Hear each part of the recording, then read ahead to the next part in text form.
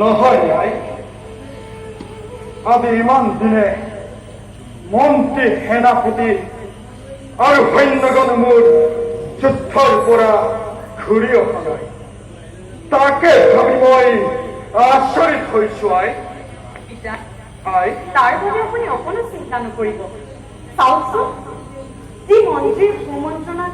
আপুনি এনে এখন বিশাল ৰাজ্য সুচাৰুৰূপে পৰিচালনা কৰিব পাৰিছে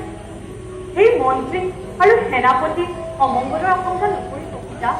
ঠিকেই কৈছাই এই দক্ষিণ ৰাজে মন্ত্ৰী আৰু সেনাপতিৰ বিক্ৰমৰ কথা কোনোদিনে পাহৰিব নোৱাৰে তেওঁলোকৰ অনুগ্ৰহতেই আজি মই এই বিশাল ৰাজ্য সুচাৰুৰূপে পৰিচালনা কৰিব পাৰিছো বাৰু হেমা তুমি এতিয়া যোৱা মোৰ নাৰায়ণ পূজাৰ সময় মোৰ সেৱা গ্ৰহণ কৰিব